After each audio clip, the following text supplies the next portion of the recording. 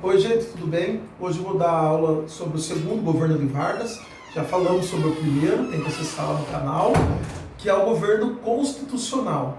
Por quê? Ele vai ser governado com base na Constituição de 1934. Esse governo vai de 1934 a 1937. Então essa Constituição vai durar apenas 3 anos, né? Ela é uma Constituição considerada bastante democrática e progressista. Ela é inspirada na Constituição mexicana de 1917 e também na Constituição alemã de Weimar em 1919, tá bom? O que ela traz? Qual a diferença dessa Constituição? De um lado, ela mantém aqueles direitos que já havia na Constituição passada, que é o direito à liberdade, à inviolabilidade da pessoa, o direito à defesa, o direito à propriedade privada e o direito o Estado laico. Ela guarda. E o que ela traz de novo? Ela traz de novo os direitos sociais, tá bom? Quais direitos sociais? O voto feminino, que até então não tinha, tá bom? Então homem e mulher poderia votar agora. Só quem não poderia votar? Mendigos, analfabetos e soldados, tá bom? Essa é a classe que não poderia votar. Outra questão importante, os direitos trabalhistas, também ligados aos direitos sociais, jornadas de 8 horas de trabalho, descanso semanal remunerado, férias remuneradas. Outra coisa que traz muito importante é que 2/3 dos trabalhadores das fábricas deveriam ser brasileiros. Olha só, porque na República Velha, com aquele complexo de vira-lata, o que eu faço? Eu abro uma fábrica do lugar para estrangeiro trabalhar e não para o povo do Brasil. Agora Vargas coloca no papel, não, isso daqui não pode. Tem que 2/3, né, dos trabalhadores tem que ser brasileiros, tá bom? O que mais que ela traz? Muito importante. A educação, né, gente? É a primeira Constituição que coloca o Estado e a família com o dever na educação. Isso daí já era falado na França em 1789, na Revolução Francesa. Nós demoramos 145 anos. Por isso que depois as pessoas vêm falando, tá vendo? É porque nossa educação é ruim, porque o país é aquele senso comum, porque não estuda história. Educação é um processo, tem história na educação. Então a gente está 145 anos atrasados, tá bom? Também ele traz a nacionalização das riquezas, dos recursos naturais aqui do Brasil. Nenhuma potência estrangeira poderia vir aqui explorar os recursos, as riquezas naturais. Tá? Então é uma Constituição que ela traz esse lado trabalhista, educacional, né, e de igualdade de gênero para o Brasil. A primeira vez, em 1934. Então isso que eu quero que vocês entendam dela. Bom, só que por outro lado, esse período de 1934 a 1937 foi um período de radicalização política. Quem foi protagonista dessa radicalização foram 2 movimentos, um de direita, um de esquerda, tá? Que eu vou falar um pouquinho agora. O primeiro movimento que eu vou falar é o AIB, Ação Integralista Brasileira. Ele era de extrema direita, criado por Plínio Salgado, um deputado paulista. Foi criado em 1932, tá? E em 1935, aí, 36 até 37, ele chega a seu auge. Ele chega a ter 100 mil pessoas. Tinha o lema Deus, Pátria e Família. Eles andavam como soldados, com camisas verdes, né? Por isso que eles eram chamados de camisas verdes. E com um sigma, como se fosse uma suástica, né? No mesmo lugar, mas era o sigma, que era a letra S do alfabeto grego. Então eles andavam com o sigma. Eles queriam um Estado de partido único, lógico, partido integralista, somente o deles, que exterminasse os judeus, né? Eu falo assim, exterminasse, porque você tinha o Gustavo Barroso nesse movimento, que era o braço direito do Plínio Salgado. Ele era totalmente extremista, ele era racista. Inclusive ele falava de extermínio dos judeus. Olha só, ele mandava exterminar a outra pessoa por ter religião ou de raça diferente.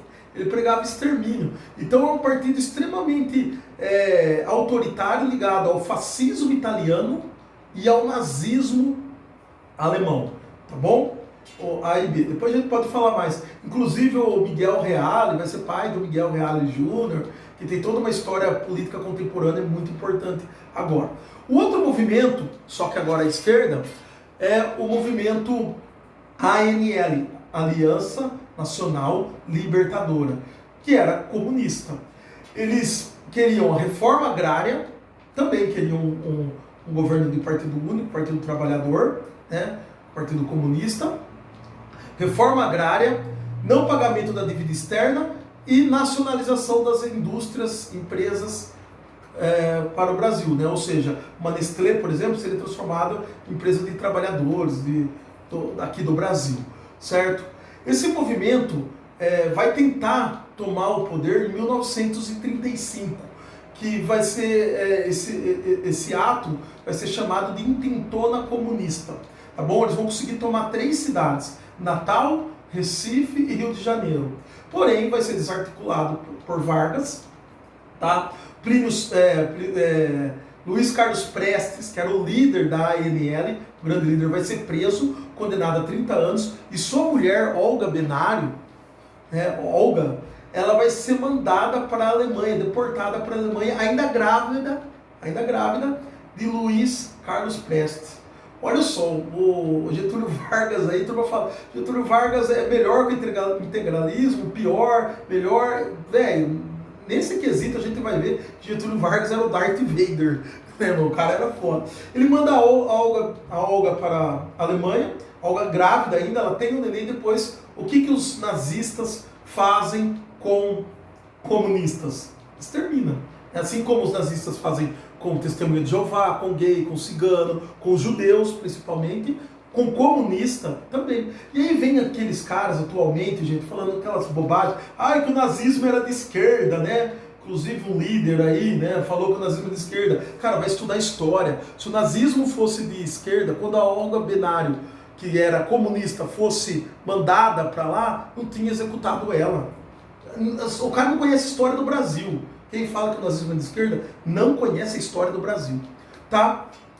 Essa intentona comunista serviu para Vargas começar a fazer leis de endurecimento, tá bom? Ele começou a endurecer o regime. Ele fez a Lei de Segurança Nacional e o Tribunal de Segurança Nacional, onde ele poderia prender politicamente qualquer pessoa e ainda fazer interrogatórios, que com certeza havia tortura. O AIB não vai acabar junto com o partido, com a Aliança Nacional Libertadora, com a parte comunista. Os comunistas vão ser desarticulados em 1935. O AIB, o Plínio Salgado, ele vai começar a dar apoio para Vargas. Inclusive, em 1937, o Plínio Salgado queria sair para presidente.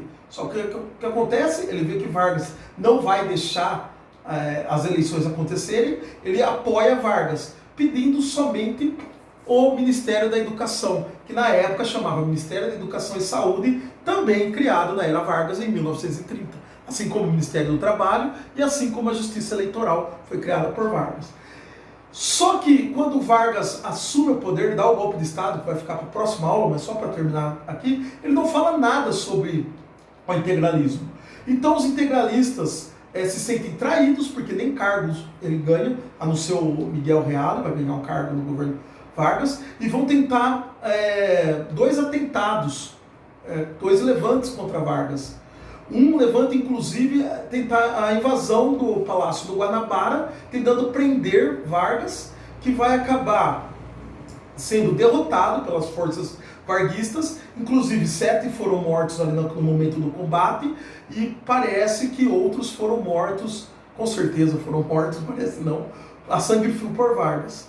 E aí Vargas vai instituir de vez uma ditadura e perseguir todos os opositores, tanto de direita quanto da esquerda. Né? Por isso que eu brinco às vezes com o aluno em aula, o Vargas é o Darth Vader. Então essa aula é só isso daí. Lembrando que a AIB, a Ação Integralista Brasileira, era de cunho fascista, com alguns nazistas dentro, como Gustavo Barroso, muito importante falar esse nome, né, de um antissemita, assim como nós temos a ANL, a esquerda, que queria a reforma agrária e de cunho comunista, tá bom? E a Constituição Democrática que nós tivemos durou apenas 3 anos. O que eu quero deixar bem claro para acabar a aula é que nosso país, nossa história é história de golpes e de autoritarismo, tá bom? Um abraço a todos.